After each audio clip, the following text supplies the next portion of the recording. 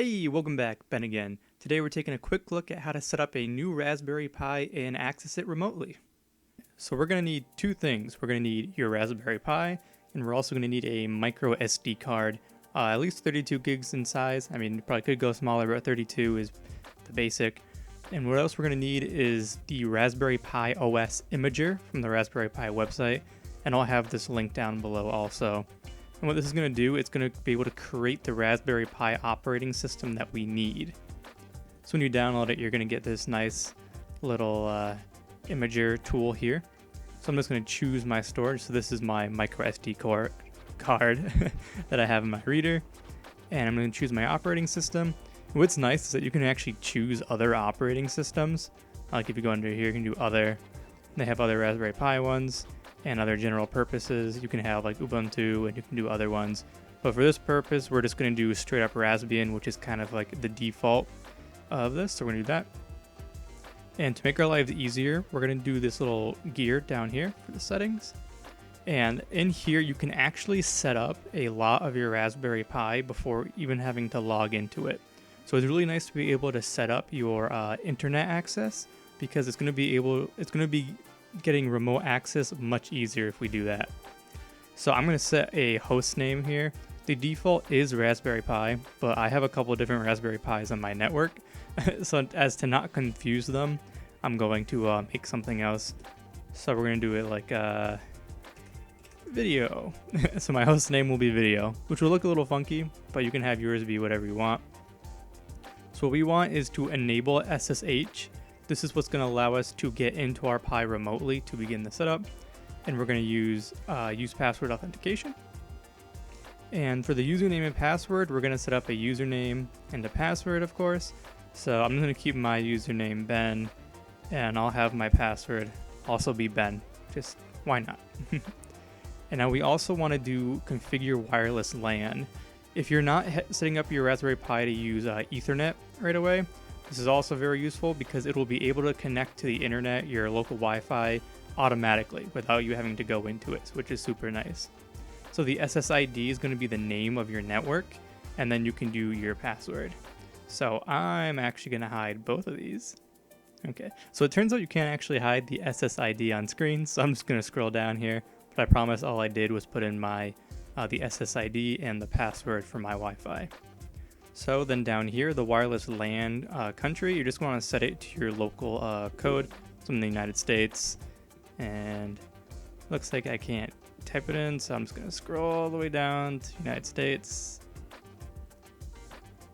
Wow, there's a little bit of a laggy menu. There's a lot of different country codes. You might have to look up your country code, as some of them are not super obvious, but luckily for the one for United States, it's just US. Come on. Scroll. Very slow. Okay, there we go. US. And we can see, we can set the locale settings too. This time zone is correct for me, so I'm not going to touch that. And then we just have some extra settings down here. You don't have to mess with these if you want, but I like to just have the media eject when finished. So I'm just going to save that. And I still have my my SD card in here. And that's all we need to do. And so I'm just going to hit right. And it is going to erase anything you have on that SD card. So make sure you're using a blank one or one you don't mind removing the data from. And I'm just going to let this run. This will take a few minutes because it's got to write a whole operating system. But I'll see you guys back here when this is done. Okay, looks like we're done writing that to the micro SD card. So I'm going to hit continue here. And I'm going to go pull my SD card out of my computer. And now that I have my card, I'm going to put it into my Raspberry Pi and power it up.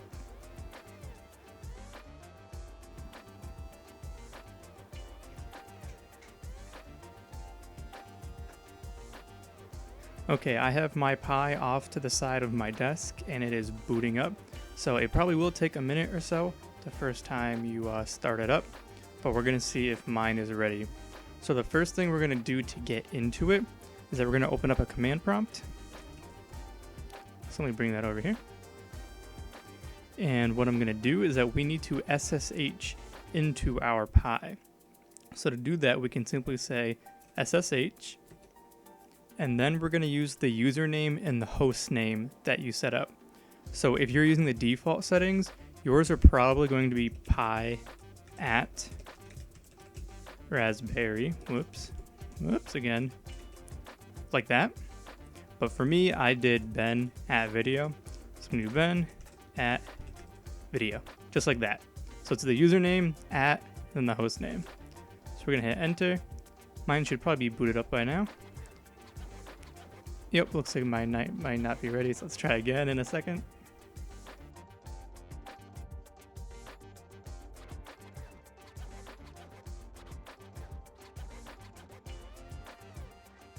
Okay, there we go. Just took a second for it to fully boot up, sorry.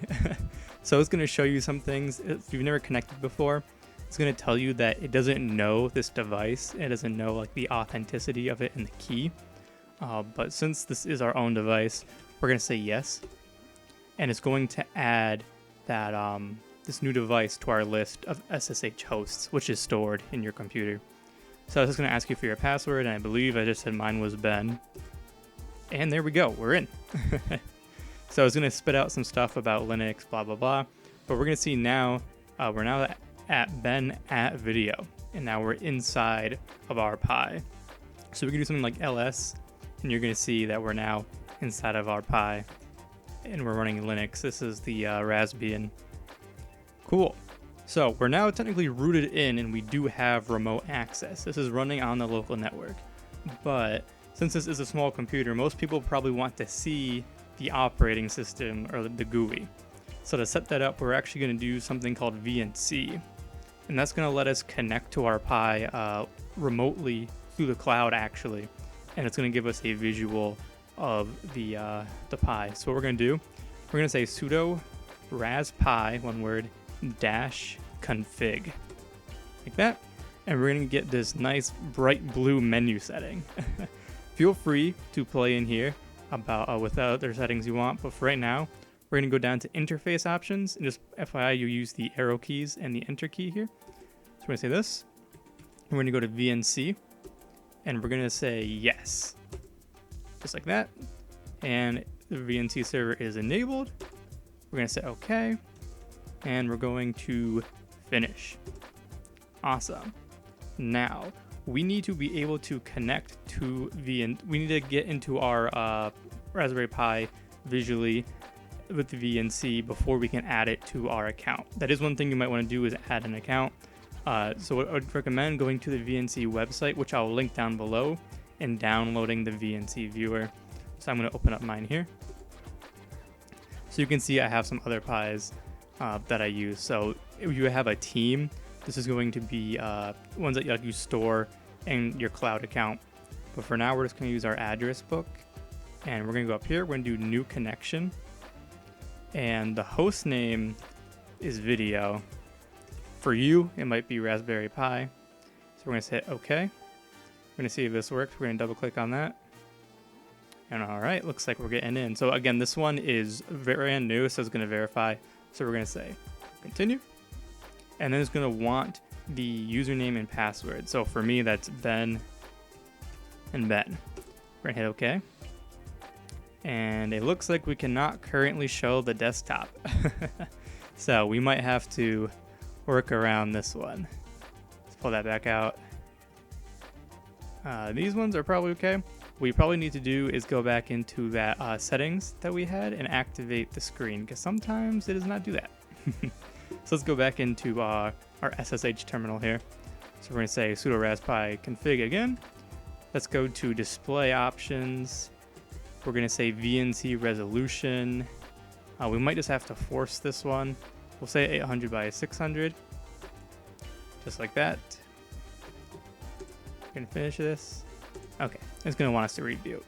Okay, let's check back in a second when we are all booted up back up. Okay, so my Pi has rebooted. You just see me messing around, trying to get back in here. So we are back in, and you can see I did grab in here real quick, and you can see that we are now able to get into our Raspberry Pi. If I put in my password, and there we go. Here's our graphical interface. Nice.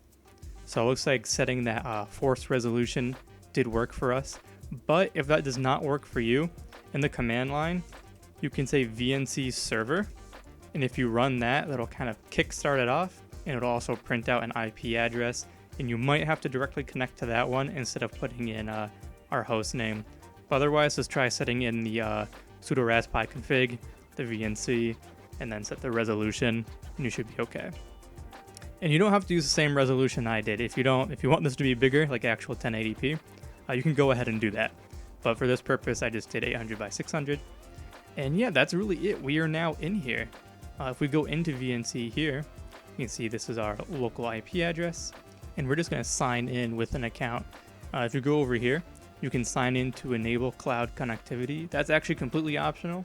You don't have to if you don't want to. But here, you can sign in. All you have to do is sign in or make an account on the VNC website, which I will again link in the description below. And this is if you just want to have it as part of your cloud connections, like your book. I'll show you back here. So these ones are just other Pis that I've had. Like in your team per se, these are your cloud connections, and these are computers you can access from anywhere. You don't have to be on the same Wi-Fi. So I find that very useful, but again, that's optional. But otherwise, that's all you need to do to get your Pi up and running. We now have a graphical interface into our Raspberry Pi. So that's it. If you have any questions, please leave them down below. I'll try to answer all of them, as I know not everybody experiences the same install experience because that's just how computers work sometimes.